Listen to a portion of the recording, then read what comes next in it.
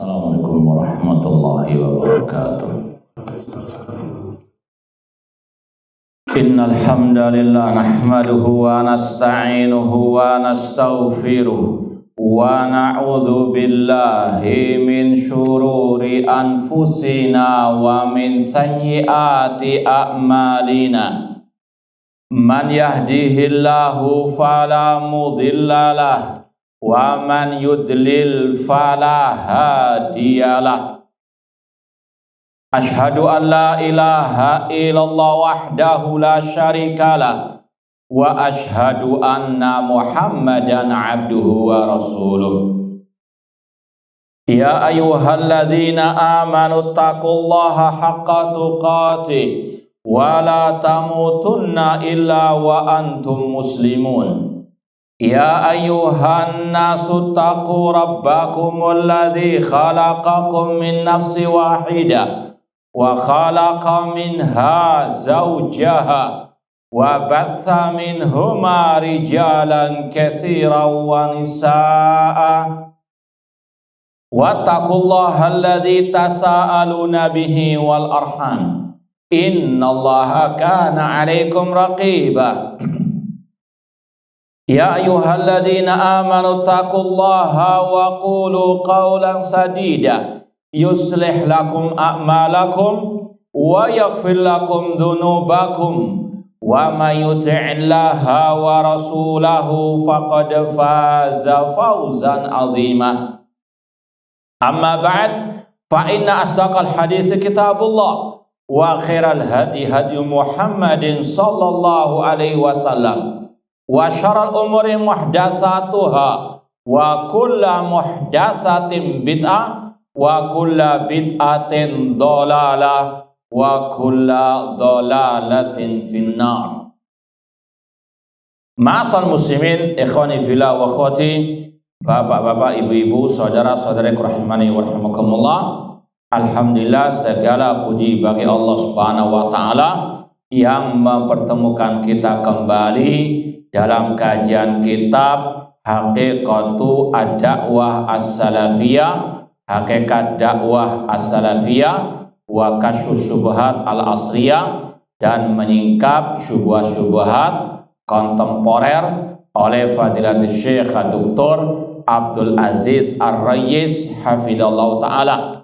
Semoga Allah Subhanahu wa ta'ala menghidupkan dan mewafatkan kita di atas ad-Da'wah as-Salafiyah.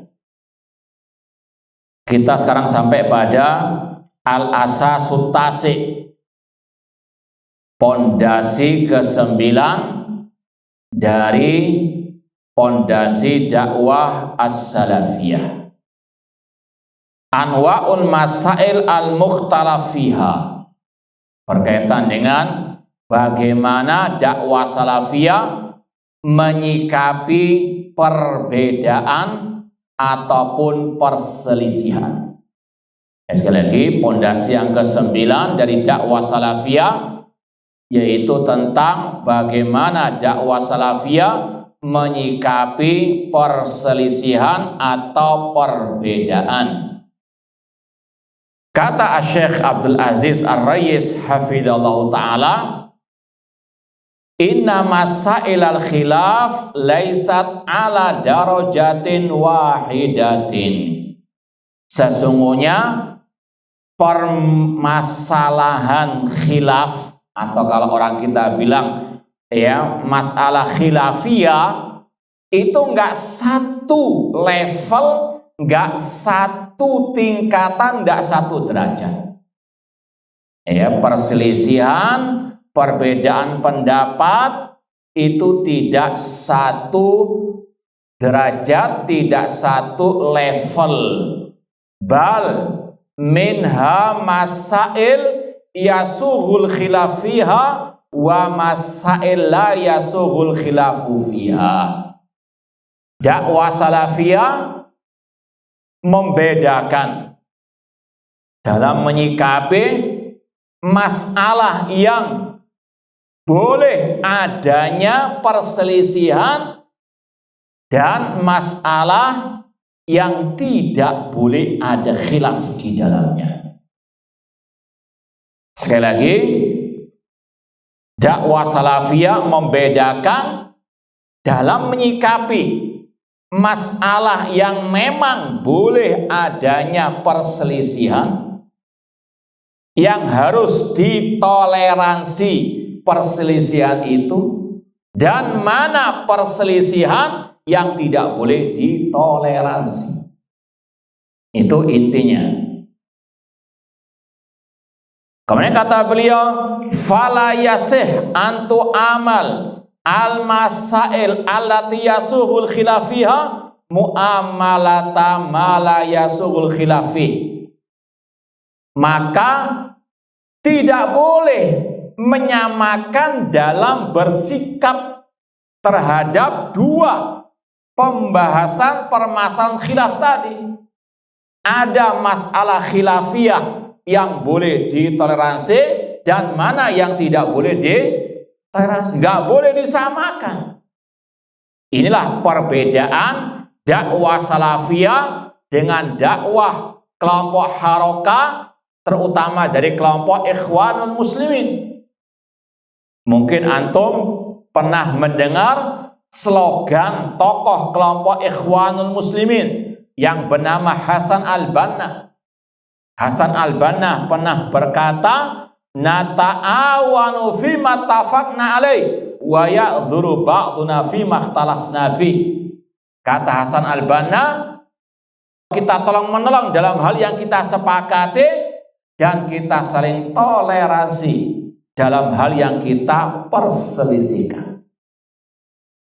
Ana sekali lagi ulangi, ini ungkapan yang batil dari tokoh kelompok Ikhwan Muslimin, kelompok harokah, pergerakan yang mengatakan kita tolong menolong dalam hal yang kita sepakati dan kita saling toleransi, saling memberikan udzur dalam hal yang kita perselisihkan. Apapun perselisihan di antara umat Islam, tutup mata. Entah yang berkaitan dengan tauhid dan syirik, sunnah bid'ah, pokoknya kita umat yang satu, kita wajib toleransi, bekerja sama. Atau kalau dalam istilah sebagian mereka, musuh kita sekarang Yahudi, musuh kita sekarang ini kelompok komunis. Gak usah cakar-cakaran sendiri, gak usah membahas ini bid'ah, ini syirik, ini sesat. Sudah, diam, toleransi, tutup mata. Ini prinsip kelompok Ikhwanul Muslimin. Adapun dakwah salafiyah ada apa? Sekali lagi dipisahkan. Mana perselisihan yang boleh ditoleransi, harus lapang dada dalam menghadapi perselisihan tersebut, dan mana yang harus tegas, keras, tidak ada toleransi. Hak dikatakan hak, batil dikatakan batil, sesat dikatakan sesat, yang menyimpang dikatakan menyimpang. Tidak ada juga kata-kata ikhtilafu ummati rahmah. Perselisihan umatku adalah, kalau perselisihan umatku rahmah, mari kita berselisih. Na'udzubillah min dzalik, padahal jelas Al-Quran memerintahkan kita bersatu. Wa'tasimu bihabla jami'an wala tafarraqu. Berpeganglah dengan tali Allah, Al-Quran dan Sunnah, dan jangan berpecah belah. Dan dalam ayat tersebut ada manhaj Ahlus Sunnah dalam persatuan umat. Kita mau bersatu kalau di atas hablillah, tali Allah, Al-Quran dan Sunnah. Kita mau bersatu kalau di atas akidah yang sahih. Adapun kalau menyimpang dari akidah salaf, tidak boleh kita toleransi. Ini yang sekali lagi merupakan dasar ataupun landasan dakwah salafiyah yang membedakannya dengan kelompok harokah, kelompok Ikhwanu al-Muslimin. Ahlus Sunnah mau bersatu, tapi tadi di atas tauhid dan sunnah. Kelompok Ikhwanul Muslimin tidak. Bahkan mereka siap bergabung dengan kelompok yang paling sesat di tengah umat Islam. yaitu Syiah Rafidhah qatalahumullah. Mereka bisa bermesraan dengan kelompok yang mencaci maki para sahabat Rasul, yang mereka melecehkan Al-Quran, ya, bahkan mereka juga melecehkan Nabi Muhammad SAW. Tidak ada masalah, yang penting tujuan kita satu, melawan Yahudi. Padahal mereka sendiri Syiah Rafidhah produknya Yahud. Paham tak? Dan ini wakil laisa lahu min dafi. Ini adalah apa? Fakta yang ada di lapangan sejak dahulu kala ketika munculnya Ikhwan Muslimin. Mereka sudah apa? Membuat proyek at-taqrib baina sunnah wa syiah. Sejak zaman Hasan al-Banna, pendirinya Ikhwan Muslimin di Mesir sana, mereka ada proyek bagaimana menyatukan antara golongan Syiah Rafidhah dengan sunnah atau ahli sunnah. Na'udzubillah min dzalik. Ini sama dengan menyatukan hak dengan batil, mustahil. Nah, namun itulah yang mereka lakukan sampai detik ini dengan contoh kelompok Hamas yang merupakan cabang Ikhwan Muslimin di Palestina, yang bersahabat, yang sangat erat ikatannya dengan Syiah Rafidhah Iran, sampai tokohnya mati di kandangnya Syiah Rafidhah. Na'udzubillahi min dzalik. Itu Ikhwan Muslimin, mereka saling toleransi meskipun kepada siapa?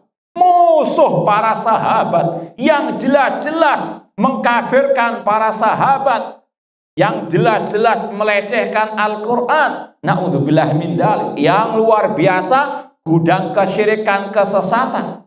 Mereka apa? Toleransi, siap bergabung, siap bermesraan dengan mereka. Yang penting satu tujuan. Na'udzubillah min dzalik. Dakwah salafiyah tidak. Dakwah salafiyah, dakwah yang suci dari kotoran-kotoran kelompok-kelompok sesat tersebut. Kita mau bersatu, namun dengan syarat di atas akidah salaf, di atas tauhid dan sunnah Rasulullah SAW. Makanya dakwah salafiyah memilah dan memilih mana itu perselisihan yang boleh ditoleransi dan mana yang tidak boleh ditoleransi. Ya, kata beliau, maka tidak benar kalau pembahasan permasalahan yang dibolehkan adanya khilaf atau ditoleransi khilaf perselisihan dengan yang tidak boleh adanya perselisihan ataupun khilaf tersebut. Tidak boleh disamaratakan.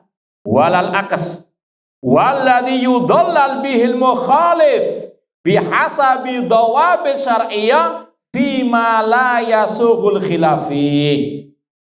Dan yang boleh orang itu dikatakan sesat dalam masalah perselisihan ini kalau dia jatuh ke dalam perselisihan pendapat yang memang tidak boleh adanya perselisihan. Terutama nanti akan dibahas, yaitu menyelisihi akidah as-salaf. Nggak ada toleransi. Ya, misalnya orang itu mengatakan tadi, seperti Syiah Rafidhah, sahabat Rasul demikian dan demikian, mencela sahabat Rasul SAW. Nggak ada toleransi. Mubtadi' dhal, dia sesat. Sebagaimana kata Imam Ahmad dalam kitab Ushulus Sunnah, man intaqasa ahadan min ashabi Rasul sallallahu alaihi wasallam au abghadahu au dzakara masawi'ahu fahuwa mubtadi'. Imam Ahmad mengatakan, barang siapa yang mencela seorang sahabat Nabi, atau dia membencinya, atau dia menyebutkan kejelekan-kejelekannya, maka dia mubtadi'. Satu sahabat dicela saja orangnya mubtadi'. Gak ada kata-kata kita toleransi, itu adalah apa? Masalah ijtihad, tidak. Sepakat ulama mencela orang yang mencela para sahabat Rasul, sebagaimana kata Imam At-Tahawi dalam Al-Aqidah Tahawiyah. Beliau mengatakan, wa nubghidu man yubghiduhum. Kita Ahlussunnah membenci orang yang membenci para sahabat Nabi sallallahu alaihi wassalam. Tidak ada lagi toleransi. Sesat orang yang mencela sahabat Rasul. Ini adalah ajaran para ulama-ulama ahli sunnah. Nggak ada toleransi dalam bab yang satu ini. Demikian pula dalam bab prinsip-prinsip akidah. Adapun kalau masalah fikih al-ijtihadi, maka kita toleransi. Dan inilah yang juga disampaikan oleh Syekh Muhammad bin Shalih Al-Utsaimin rahimahullah dalam kitab beliau Kitabul Ilmi tentang adab penuntut ilmu. Ada, kalau nggak salah poin yang keempat, di antara adab penuntut ilmu rohabatus sadr inda al-khilaf al-ijtihadi. Harus lapang dada dalam menyikapi perselisihan ijtihad yang muncul dari ijtihad yang memang tidak ada nas yang sharih tentangnya, tidak ada ijma tentangnya. Setiap alim berijtihad masing-masing. Maka kalau kita mengikuti salah satu pendapat ulama tersebut, harus saling toleransi. Disebutkan di antaranya kata beliau, ketika orang itu habis rukuk atau i'tidal, ada yang bersedekap, ada yang melepaskan tangannya. Ini khilaf ijtihadi para ulama. Maka seorang penuntut ilmu harus tahu ini masalah khilaf ijtihadi. Nggak boleh keras-kerasan, nggak boleh saling bid'ah membid'ahkan. Ente sesat kok bersedekap, ente kok sesat kok melepaskan tangan ketika tidak. Rahabatus sadr, karena memang tidak ada nas yang sharih tentangnya. Setiap talibul ilmi silakan memilih pendapat yang mana yang dia anggap ar-rajih. Intinya harus bisa dibedakan mana masalah yang boleh orang itu berselisih, berijtihad dengan yang tidak boleh berselisih di dalamnya karena sudah ada nas, karena sudah ada ijma tentangnya. Kemudian Syekh Abdul Aziz Ar-Rais hafizahullah ta'ala membawakan ucapan Syekhul Islam Ibnu Taimiyah rahimahullah ta'ala, wa qaluhum masailul khilaf la inkara fiha laisa bisahih. Kata Syekhul Islam Ibnu Taimiyah rahimahullah, ucapan sebagian orang, permasalahan khilaf tidak boleh diingkari, itu tidak benar secara mutlak. Jangan mengingkari masalah khilafiyah. Dan ini yang terkadang terutama kita sebagai khotib ustadz, kadang kalau ceramah di sebagian masjid, kadang ada istilahnya celutukan dari takmir, ustadz jangan bahas masalah khilafiyah. Padahal mereka sendiri kalau mau ditanya lagi, apa sih masalah khilafiyah itu? Kita dengan orang Nasrani khilaf, betul enggak? Apakah nggak boleh bahas mereka kafir? Nggak boleh membahas mereka jatuh ke dalam pelecehan terhadap Allah Subhanahu wa ta'ala. Atau kalau kita mengatakan nggak boleh menyembah Nabi, apakah itu khilaf atau tidak? Iya, khilaf antara orang yang bertauhid dengan orang yang berbuat, semua banyak khilaf. Makanya kadang-kadang ada kata-kata jangan bahas masalah khilafiyah. Ini kata-kata yang masih umum, seperti pisau bermata dua, kadang hak kadang batil, namun yang mereka maksud yang batil tadi. Jangan bahas masalah syirik, masalah bid'ah, tapi kadang kita terobos saja. Tapi intinya kata Syekhul Islam Ibnu Taimiyah rahimahullah, ucapan sebagian orang nggak boleh ada pengingkaran dalam masalah khilaf, ini tidak benar. Fa innal inkar imma an yutawajjah ilal qaul bil hukmi awil amal. Karena pengingkaran itu terkadang ditujukan kepada ucapan atau kepada amal perbuatan.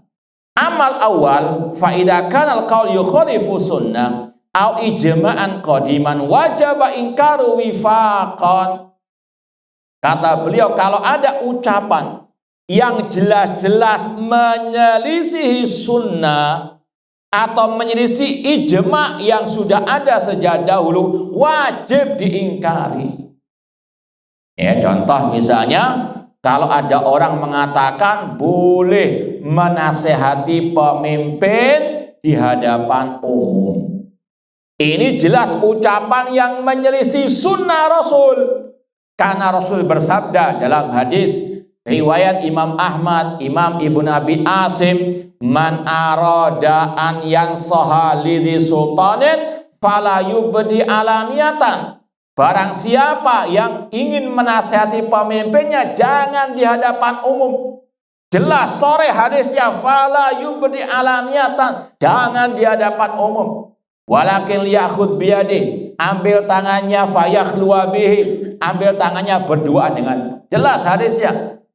Kalau ada orang yang membolehkan maka wajib diingkari sesuai dengan kemampuan. Dan kata Syekhul Islam Ibnu Taimiyah juga, kalau orang itu kemungkarannya terang-terangan, seperti sekarang di medsos, dia memosting celaannya, kritikannya, nasihatnya kepada pemimpin di medsos, maka wajib diingkari juga di medsos. Jangan ada orang yang sok, naudzubillah min dzalik, mengatakan kenapa kok nggak dijebri saja, Bang? Ya, sedangkan dia sendiri nasihati orang yang membantah di medsos juga. Bang, intinya ini kalau ada ucapan apapun yang jelas-jelas menyelisih sunnah, kata beliau Syekhul Islam Taimiyah rahimahullah, maka wajib ingkaruhu, wajib diingkari secara ijma, kesepakatan. Ya, ini juga masuk dalam kategori man ra'a minkum mungkaran falyughayyiru biyadihi. Barang siapa melihat suatu kemungkaran, entah kemungkaran ucapan, kemungkaran perbuatan, kemungkaran keyakinan, kata Rasul, maka rubahlah dengan tangan, dengan kekuasaan, ya, dengan kekuatan kalau mampu. Fa'ilam yastati fabilisan. Kalau nggak mampu, dengan lisan, atau juga kata ulama dengan tulisan. Postingan sesat dibantah lewat postingan juga. Ini seimbang. Jangan yang memosting kesesatan bebas, merdeka, dibiarkan, ya, bahkan mungkin dipuja-puji, sedangkan yang membantah nggak boleh terang-terangan membantah. Ini kebalik. Ya, namun ini wakil salamin dafi, kenyataan yang ada di lapangan demikian. Ya, yang postingannya berkali-kali sesat, menyesatkan, postingannya asbun tanpa ilmu, ngawur, ya, dibiarkan oleh mereka. Tapi yang membantah justru yang dibully, dicaci maki dan seterusnya. Ini sekali lagi timbangan yang keliru. Kata Syekhul Islam Ibnu Taimiyah rahimahullah, kalau ucapan itu jelas-jelas menyelisih sunnah atau menyelisih ijma yang sudah ada sejak dahulu, maka wajib diingkari wifaqan, secara kesepakatan. Wa illam yakun kadzalik fa innahu yungkar bi makna bayanu dha'fihi indaman yakul al musib wahidun wa hum amatus salaf wal fuqaha. Kalau misalnya ucapan itu tadi dalam pembahasan yang boleh adanya ijtihad. Kalau tadi ada ucapan yang jelas-jelas menyelisih sunnah Rasul, nggak ada lagi istilah ijtihad. Kata para ulama, la ijtihada ma'an nas. Tidak ada ijtihad dalam, ya, kalau sudah ada apa?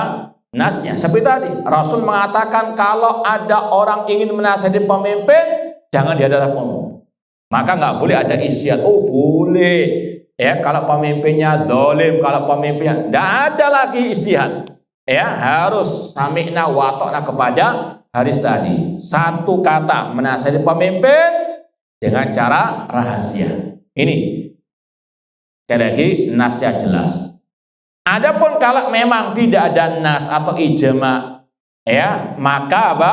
Ini pintu ijtihad terbuka. Kalau ada yang mengikuti pendapat sebagian ulama, tidak boleh diingkari dengan apa? Keras. Meskipun dibolehkan, kata beliau, menjelaskan kelemahan ucapan tersebut. Contoh tadi, kalau misalnya ada dua penuntut ilmu agama, ketika sholat ada yang bersedekap, ketika i'tidal ada yang melepaskan tangannya. satu dengan yang lain boleh dialog.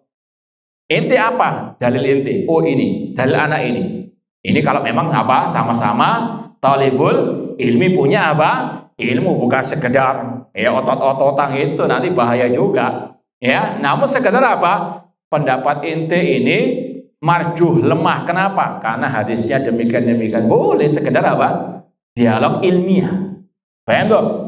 Ya, ini sekali lagi bedakan antara tidak ada toleransi, inti sesat karena inti mencelah pemimpin, inti mencelah sahabat. Tidak ada ijtihad dalam bab ini.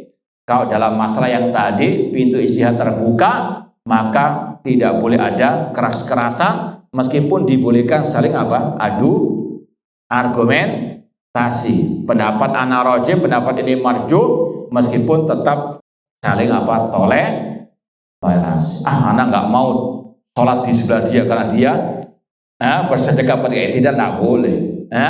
Itu apa? Sekali lagi pintu ijtihad terbuka, lapang dada. Ya, meskipun beda apa? Tadi cara iktidalnya. Paham dong? Nah, jadi sekali lagi harus dibedakan mana masalah yang pintu ijtihad terbuka, mana yang tidak boleh ada ijtihad karena sudah jelas nasnya, sudah jelas ijma' salaf. Kemudian kata beliau, summa qal, kemudian Syekhul Islam berkata lagi, wa amma idalam yakun fil mas'alati sunnatun wala ijma' walil ijtihad fiha masa yungkar alaman amila biha mustahidan au muqallidan. Adapun kalau masalah itu tidak ada hadis yang sharih, gak ada ijma', pintu ijtihad terbuka, di sini kata-kata yungkar maknanya bayanu dha'fihi, boleh menjelaskan tentang kelemahan pendapat tersebut. Contoh lagi, ulama berbeda pendapat, misalnya apakah boleh puasa sunnah hari Sabtu?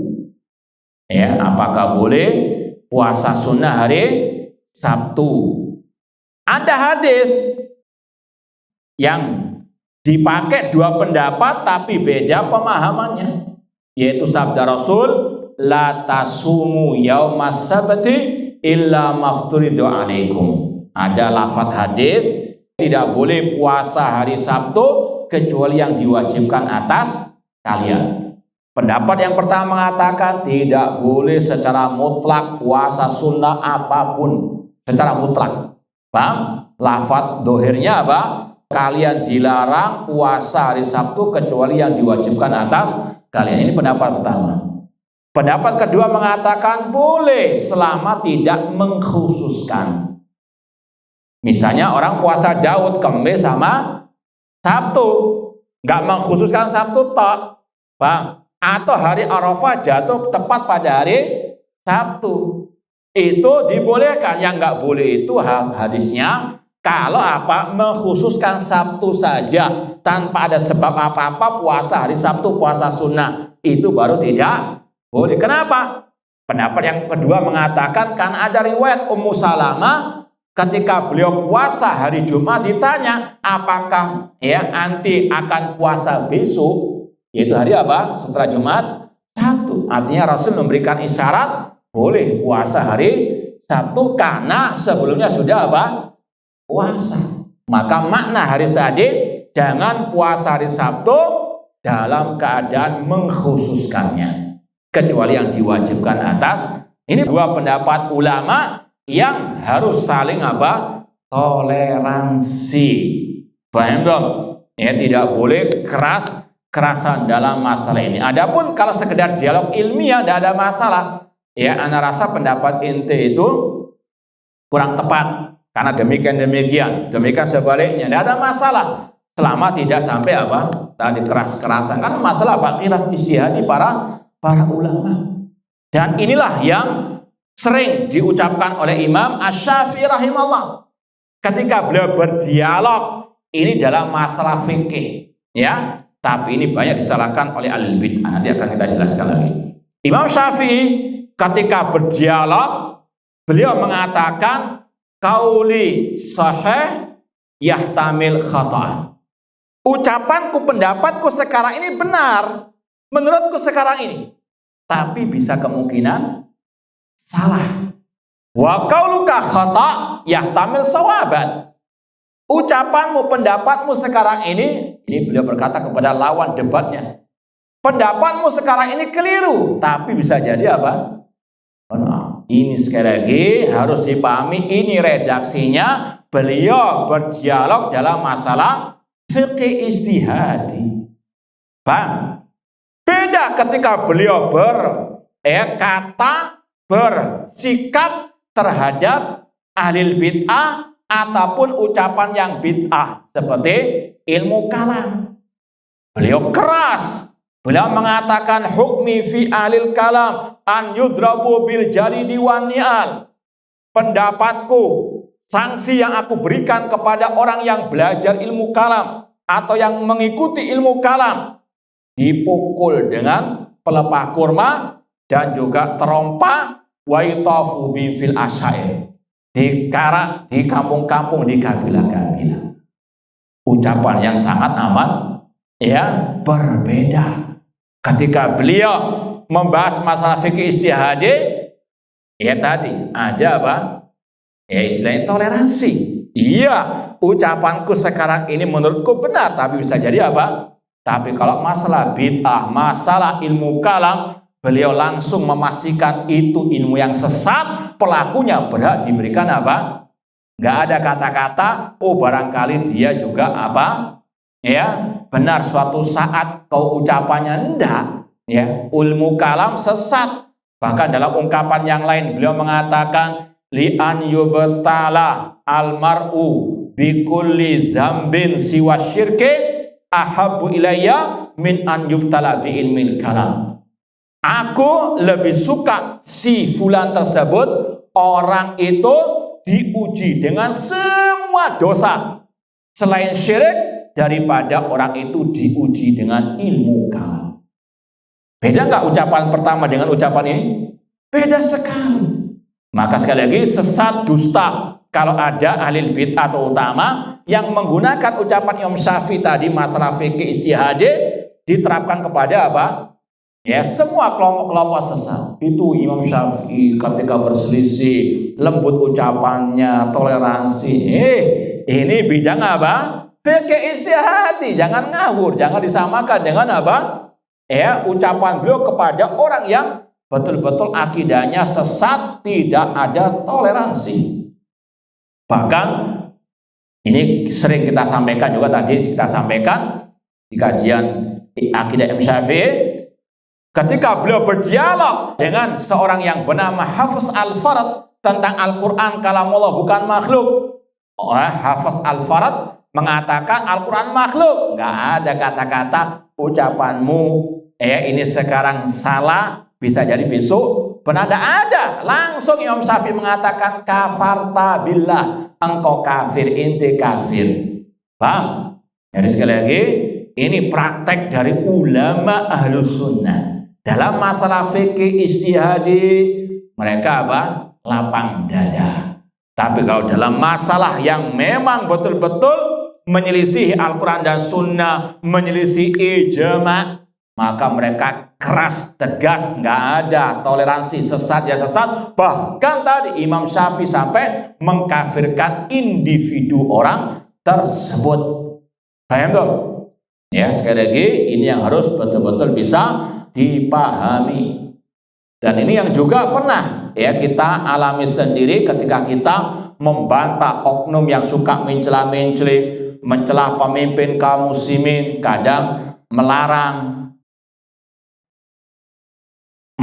orang berbuat bid'ah, tapi dia ikut perayaan Isra wal Mi'raj sebagai ustadz penceramah, paham? Kemudian sampai melecehkan Al-Quran, nasikh wal mansukh Al-Quran, itu dalil mencela-menceli, paham? Ucapannya kufur. Ketika kita bantah, ulama salaf saja berselisih pendapat masalah akidah. Dicontohkan kisah Ibnu Khuzaimah yang mentakwil hadis Rasul khalaqallahu Adam ala suratihi. Allah menciptakan Adam dalam bentuknya. Di situ kata Imam Ibnu Khuzaimah sesuai dengan bentuk Adam. Tapi jumhur mengatakan sesuai dengan bentuknya di situ kembali kepada Allah Subhanahu wa taala. Kata sang mencela-mencela tadi ini ulama berselisih, ulama salaf. Paham ya? Dan masih ada contoh-contoh yang lainnya. Maka dijawab oleh Syekh Abdul Aziz Rojis dalam beberapa kitab beliau. Di antaranya dalam kitab Syarah Usul Sunnah Imam Ahmad dan juga yang lainnya. Kata beliau ada dua pembahasan akidah. Ada dua pembahasan akidah. Usulul akidah, prinsip-prinsip dasar akidah, dan furu'ul akidah, cabang-cabang akidah. Sekali lagi, kalau ada kata-kata ulama salaf saja berselisih dalam masalah akidah, akidah yang mana dulu? Paham? Usulul akidah, prinsip-prinsip akidah, ataukah furu'ul akidah? Kalau usul akidah nggak ada perselisihan. Ini yang harus disampaikan, dipahami. Masalah prinsip akidah seperti tadi. Tidak boleh mencela satu sahabat pun. Atau separuh sahabat, tidak boleh. Haram, itu bid'ah, itu sesat. Sepakat. Itu namanya usulul al-akidah. Allah dilihat oleh orang beriman pada hari kiamat. Itu usulul akidah, prinsip akidah. Yang menyimpang sesat, bid'ah. Paham? Paham enggak? Ini masalah apa? Usulul akidah. Ada yang namanya furu'ul akidah, cabang apa? Akidah. Contoh di sini, kalau antum belajar kitab-kitab akidah salaf, banyak menemukan pembahasan orang beriman melihat Allah di hari kiamat, yaitu di surga. Itu pembahasan apa? Furu'ul akidah atau usul akidah. Usulul akidah. Tapi terkadang sebagian ulama menyertakan pembahasan apakah Nabi Muhammad melihat Allah ketika Isra wal Mi'raj. Paham ya? Jadi ada dua pembahasan dalam satu akidah, dalam satu kitab akidah. Orang beriman melihat Allah di surga. Tidak ada khilaf. Sepakat orang beriman melihat Allah pada hari kiamat, yaitu di surga. Dengan dalil ayat, hadis, dan seterusnya. Paham? Nah, terkadang ulama seperti Imam Ahmad dalam kitab Usul Sunnah menyertakan pembahasan apakah Nabi melihat Allah di kala Isra wal Mi'raj. Ini ada khilaf antara yang menafikan dan yang menetapkan. Ini yang dinamakan furu'ul akidah. Pembahasan intinya orang beriman melihat Allah di surga. Sama-sama kata-katanya apa? Melihat Allah. Paham? Tapi ini berkaitan dengan orang beriman di surga. Mereka melihat Allah. Ijma' salaf, ijma' al-sunnah. Tapi masalah apakah Nabi melihat Allah ketika Isra wal Mi'raj? Paham? Kata-katanya sama, melihat Allah. Tapi siapa? Nabi. Di mana? Isra wal Mi'raj. Ini ada khilaf di antara para ulama. Paham? Ini namanya apa? Furu'ul akidah. Maka jangan antum tarik. Misalnya tadi, ada orang yang mengatakan tidak, benar kalau orang beriman melihat Allah di surga. Ketika antum mendengar orang itu mengatakan statement tersebut, boleh ditoleransi atau tidak? Ini kan ijtihad. Tidak, sesat orang itu karena menyelisih ayat, hadis, bahkan ijma'. Paham? Paham toh? Ya. Sekarang yang kedua pembahasannya, apakah Nabi Muhammad melihat Allah di kala Isra wal Mi'raj? Ada dua pendapat sejak zaman sahabat. Abdullah bin Abbas mengatakan ra'a an-nabi rabbahu. Nabi melihat Rabbnya. Titik sampai di situ. Aisyah mengatakan barang siapa yang mengatakan Nabi Muhammad melihat Rabbnya ketika Isra wal Mi'raj, maka dia dusta. Dua kata yang saling bertentangan. Meskipun kata para ulama sebetulnya ini tidak khilaf. Kalau mau didalami, diteliti kembali. Kenapa? Yang dimaksud oleh Aisyah, barang siapa yang mengaku-ngaku, mengklaim Nabi Muhammad melihat Allah, yaitu dalam keadaan terjaga dengan kedua matanya melihat Allah, di kala Isra wa Mi'raj, dia berdusta. Paham? Yang dinafikan oleh Aisyah melihat dengan kedua mata. Sedangkan Abdullah bin Abbas, Nabi Muhammad melihat Rabb-nya. Dalam riwayat yang lain ada tambahan, itu nggak sampai titik, yaitu Nabi Muhammad melihat dengan hati beliau. Artinya sangat dekat karena beliau sudah dekat dengan Allah di bawah al-arsy. Paham tak? Paham tak? Jadi kalau mau dijamakkan ucapan Aisyah dan Abdullah Abbas, ketemu kata-kata Nabi Muhammad tidak melihat Allah di kala Isra wal Mi'raj dengan kedua mata beliau. Paham tak? Ini sekali lagi masalah furu'ul akidah. Kalaupun dikatakan itu ada khilaf, sekedar perselisihan dalam retorika.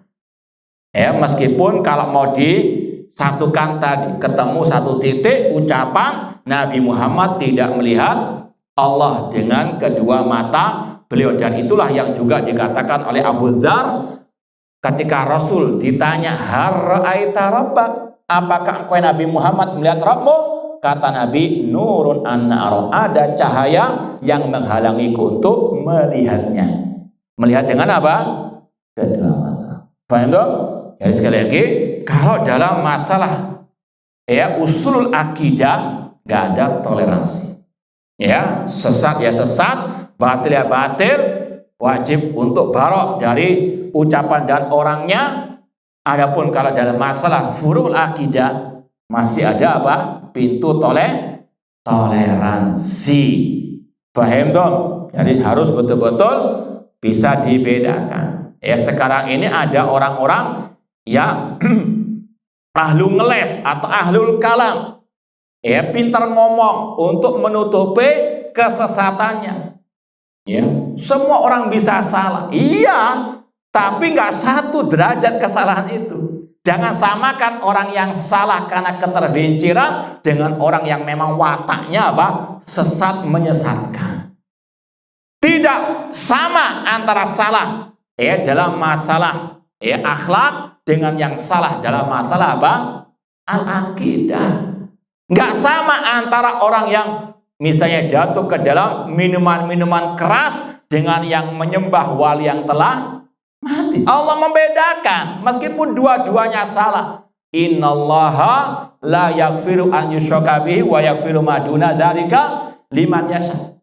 Namun sekali lagi hati-hati dengan orang-orang yang istilahnya pintar ngomong, pintar bersilat lidah untuk menutupi kesalahannya ketika dibantah, yang nggak tobat-tobat, namun justru malah menyerang yang membantah dengan kata-kata ini suka cari-cari kesalahan orang. Kesalahan itu kan pasti ada pada setiap orang. Paham dong? Untuk menutupi kesalahannya pakai retorika tadi. Padahal sekali lagi kesalahan itu nggak satu derajat. Ada yang boleh ditoleransi dalam artian tidak boleh keras-kerasan. Ada yang harus dengan dengan keras. Seperti kalau antum, kata Syekhul Islam Ibnu Taimiyah juga, antum kalau ada kotoran di tangan, antum hilangkan dengan cara lemah lembut atau dengan cara keras. Nah, gak pernah cuci tangan?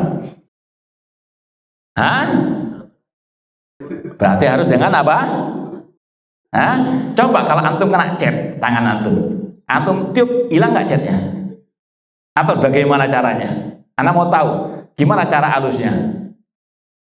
Alatnya apa? Pasti juga dengan beda dengan antum kena debu, hilang sudah. Bang, tapi kalau kena seperti tadi cat atau kotoran yang lengket, pasti lebih kasar lebih keras dibandingkan yang kena sekedar apa? Sama dengan tadi. Kalau kesalahannya hanya apa?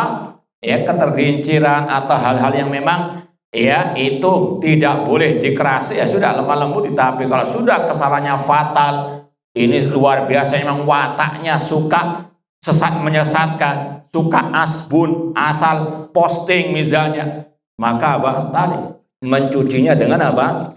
Dengan keras. Itu kata Syekhul Islam Ibnu Taimiyah rahimahullah.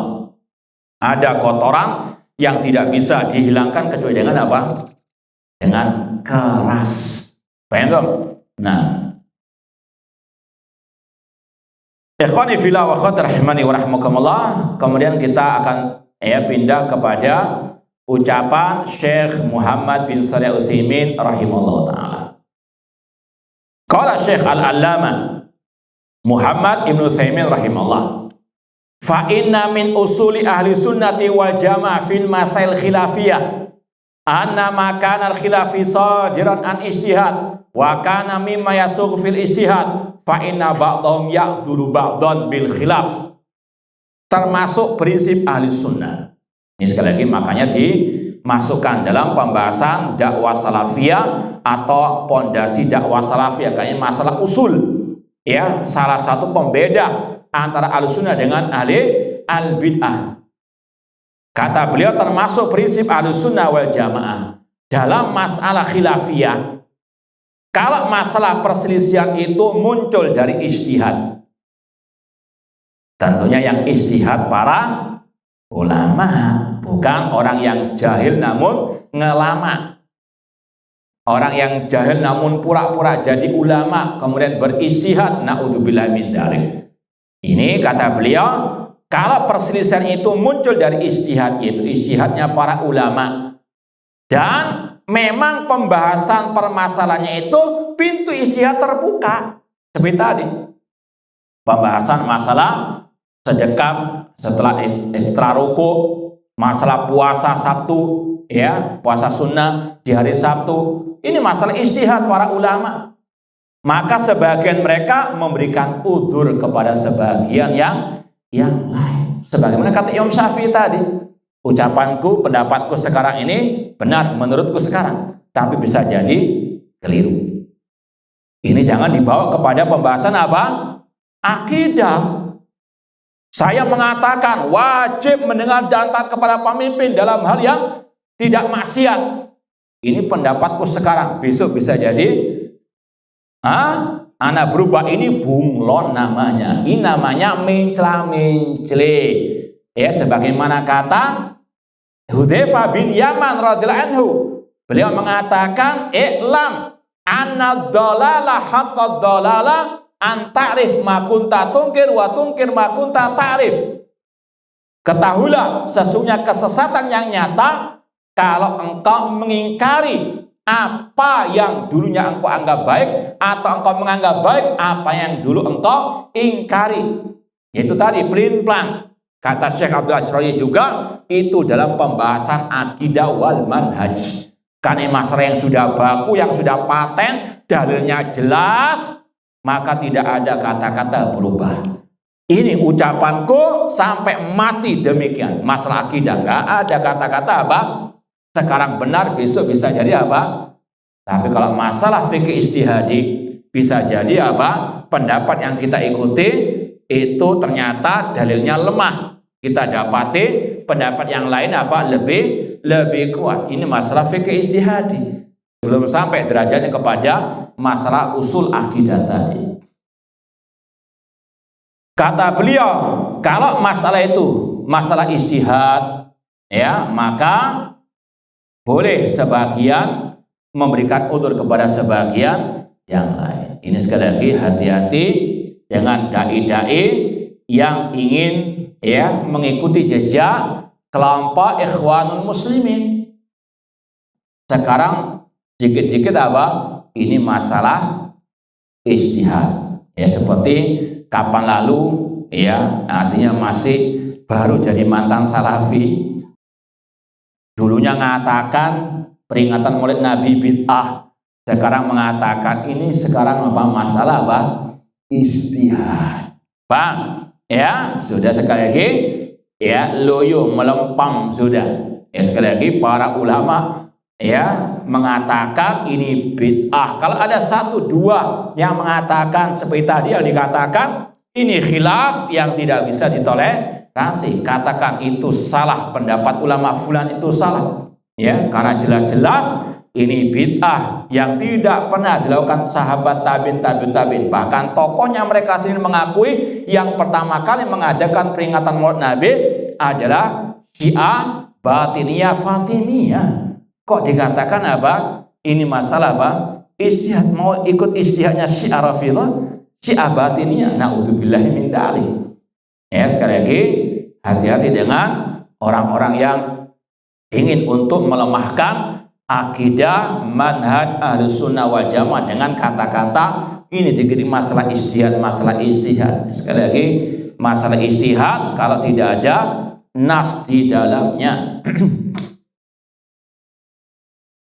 Wala yahmil ba'dhum ala ba'din hikdan wala adawa wala baghdha. Masalah khilaf ijtihadi tidak boleh ada iri dengki, hasad, permusuhan. Bal yataqidun annam ikhwatun, bahkan harus meyakini kita saling bersaudara. Masalah khilaf apa? Ijtihadi. Ini bukan masalah menyembah kuburan, itu khilaf ijtihadi. Itu syirik akbar, wajib diingkari.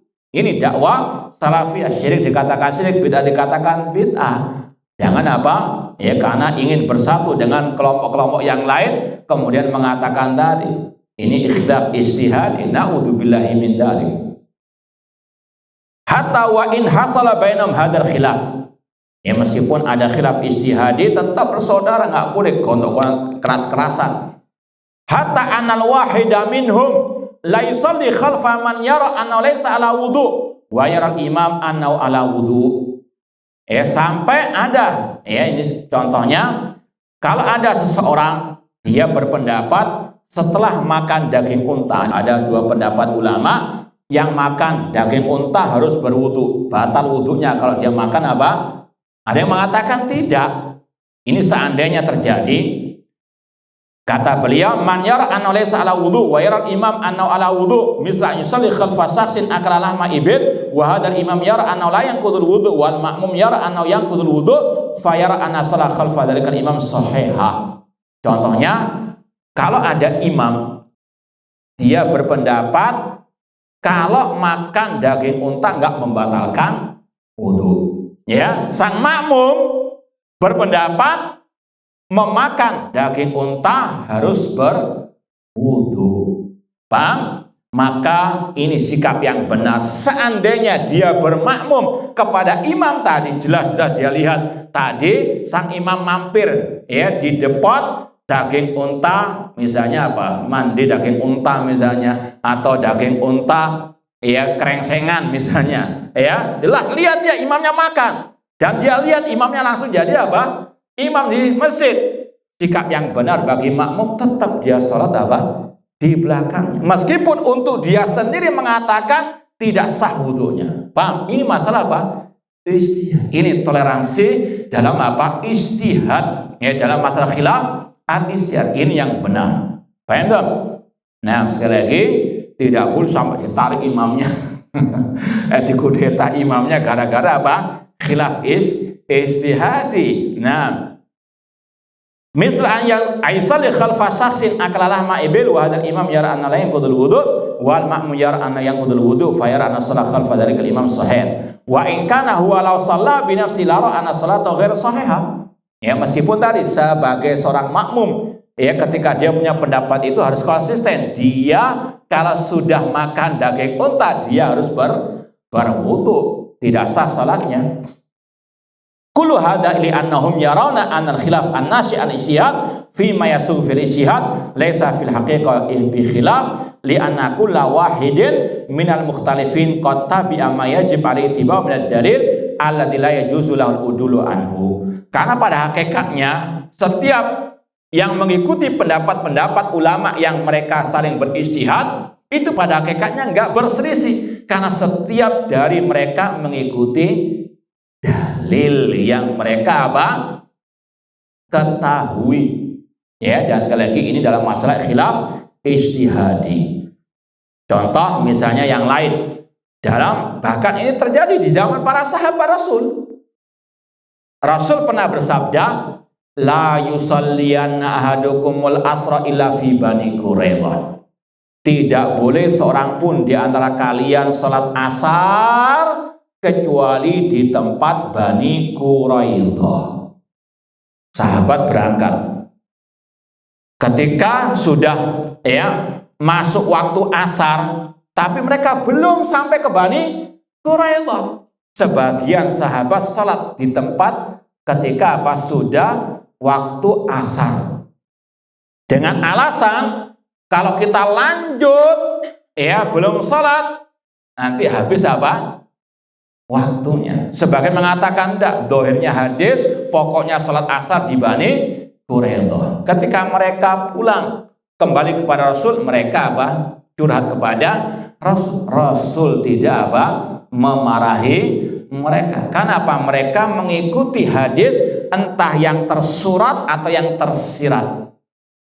Yang salat sebelum Bani Quraidah, mereka memahami hadis itu secara tersirat. Jangan salat asar di Bani Quraidah dalam kurung, ya. Ini pemahaman mereka yang tersirat dalam kurung, kecuali kalau sudah takut lewat waktunya. Silakan salat di mana saja. Paham? Itu yang dipahami oleh kelompok pertama dari kalangan sahabat. Sama-sama mengikuti ad-dalil. Adapun yang kedua, memahami secara yang tersurat. Yang tersurat pokoknya salat asar di Bani Quraidah. Entah tepat waktunya atau di luar waktunya, pokoknya salat di Bani. Paham tuh? Rasul tidak menyalahkan mereka. Paham tuh? Karena semuanya sama-sama mengikuti ad-dalil. Ini sekali lagi, para sahabat mereka ketika berselisih, mereka selalu tadi pokoknya ada dalilnya. Meskipun tadi ada yang tersurat, ada yang tersirat. Sama dengan tadi para ulama, la tasumu yauma sabti illa mafturida alaikum. Yang tersurat, yang memahami secara tersurat, pokoknya nggak boleh puasa sunnah di hari Sabtu mutlak, nggak ada tawar menawar. Paham? Sebagian mengatakan maksudnya itu la tasumu yauma sabti dalam rangka mengkhususkan, mukhassisan yauma as-sabt. Itu ada dalam kurungnya, maknanya tidak boleh puasa hari Sabtu dalam rangka mengkhususkan, kecuali yang diwajibkan. Paham ya? Nah, fahum yarana anna akhahum idza khalafa fi amalin ittiba'id dalil huwa fil haqiqat qad wafaqahum. Meskipun beda pendapat tadi, selama mereka rujukannya satu, yaitu tadi dalil, maka mereka disatukan oleh dalil tadi, sama-sama mengikuti ad-dalil. Meskipun ada yang tersurat, ada pun yang tersirat. Ya, sekali lagi ini masalah fikih ijtihadi. Jangan dikiaskan dalam masalah akidah tentang sifat Allah. Ya, sahabat Rasul ketika mendengar sabda Rasul, yanzilu rabbuna tabaraka wa ta'ala, Allah turun ke langit dunia. Gak ada yang mentakwil yang turun rahmat Allah, malaikat, perintah, gak ada. Mereka memahami sesuai dengan dohirnya. Ini masalah al-aqidah, beda dengan masalah fikih ijtihadi tadi. Li'annam yajuna tibai dalil aina makan fa idza khalafahum muwafiqatan li dalil indahu fa huwa fil haqiqat qad wafaqahum li'annahu tamasya ma yad'u ilaihi wa yahduna ilaihi min tahkimi kitabillahi ta'ala wa sunnati rasul sallallahu alaihi wasallam. Intinya sama dengan tadi, bahwa mereka sama-sama mengikuti ad-dalil. Kemudian kata Syekh Muhammad bin Utsaimin, amma ma la yasu fil khilafah huwa ma kana mukhalifan lima kana alaihi sahabah wa tabi'un. Adapun permasalahan khilaf yang tidak boleh ditoleransi itu kalau menyelisihi ijma' para sahabat, para tabi'in.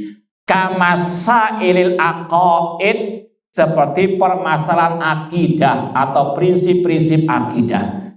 Contoh, Imam Al-Auza'i pernah berkata, kunna wattabi'una mutawafiruna naqul annallaha fis sama. Kami dan para tabi'in sepakat mengatakan Allah di atas langit. Ini ijma' sahabat, ijma' tabi'in.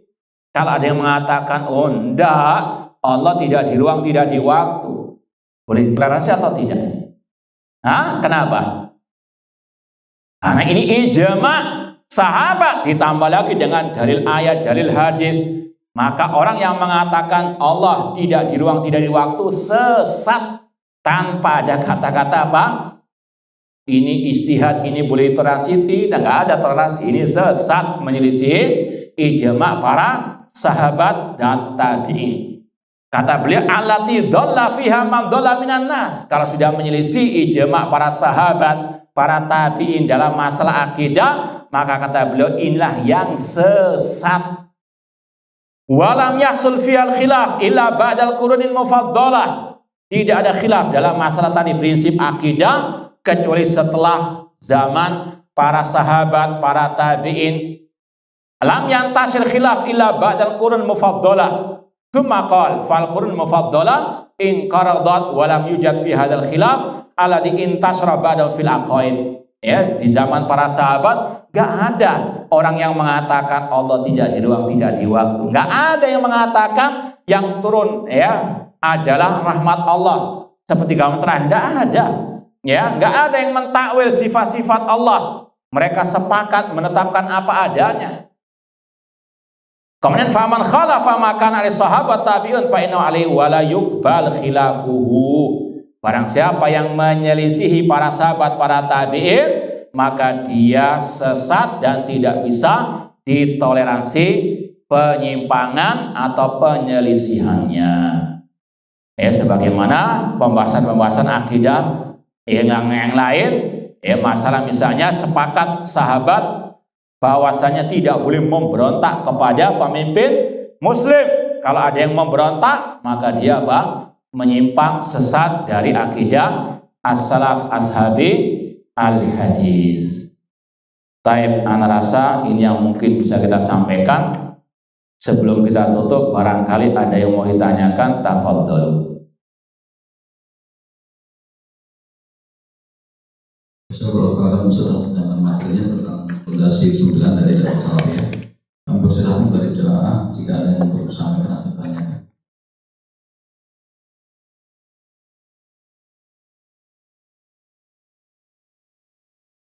Izin dalam pertanyaan WA, Ustaz. Tafadhol.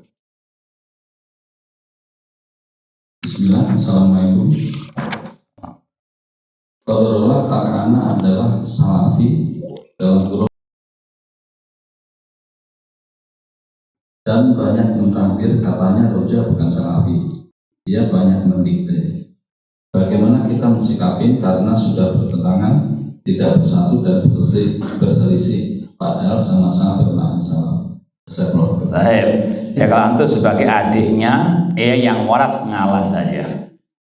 Daripada nanti bertengkar yang kasihan orang tua, apalagi kalau masih hidup. Tapi kalau untuk sekedar dialog, tidak ada masalah.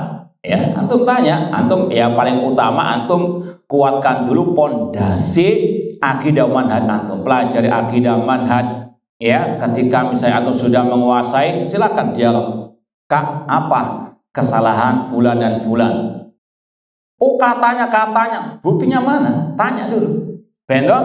Ya, seperti anak dulu pernah membantah salah satu tokoh mereka yang mengatakan Syekh Ali bin Hasan Al-Halabi rahimahullah ta'ala itu murji'ah. Di antara sebabnya karena beliau memotong ucapan Imam Ibnu Hazm dalam kitabnya Syekh Ali At-Tahdhir min Fitnati Takfir. Ana punya kitab itu. Ana lihat ketika dia ngomong seperti itu, dia cuma bawa diktat, nggak bawa kitab aslinya. Paham ya? Ini tokonya RI tadi. Ya. Kemudian apa? Kita bantah bahwasanya Syekh Ali bin Hasan, ya, ini kita punya buku aslinya. Ya, kita sebutkan tahun cetakannya. Nggak ada kata-kata beliau apa? Memotong ucapan Imam Ibnu Hazm tentang masalah al-iman. Paham dong? Ya, itu diantara kebiasaan mereka kadang menuduh dengan kedustaan, asbun. Maka sebagai adik-adik, kalau memang belum punya background yang kuat masalah akidah, manhaj, masalah ilmu, ya sudah yang waras ngalah. Namun jangan ngalah di sini dalam artian sami nawah atau nanda. Jadi antum punya prinsip, dia punya prinsip, ya sudah jalan masing-masing. Namun kalau punya ilmu, punya background yang kuat akidah dan manhaj, tadi dialog. Kak duduk, kita diskusi. Antum mentahdir misalnya TV Roja, kenapa? Apa alasannya? Antum dialog. Terkadang sekali lagi, dan itu sering sekali, bukan terkadang saja, banyak kedustaan kedustaan. Baik, wallahu taala. Ada yang lain? Silakan yang lain. Ini dari Ahmad nggak ada. Silakan Pak. Assalamualaikum warahmatullahi wabarakatuh. Assalamualaikum. Mudah-mudahan Ustaz dan keluarga kita semua jemaah yang hadir hari ini selalu dilindungi oleh Allah. Amin. Agak sedikit menyimpang dari materi Ustaz, mohon bertanya Ustaz. Kalau seseorang tidak menjadikan hukum Allah sebagai hukum yang utama dan pertama dalam menjalani kehidupan di dunia ini adalah bukan status orang tersebut.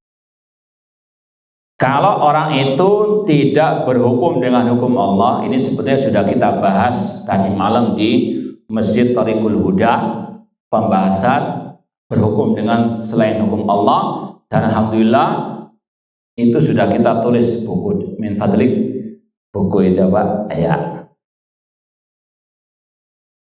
alhamdulillah sudah kita banyak tulis pembahasan ini.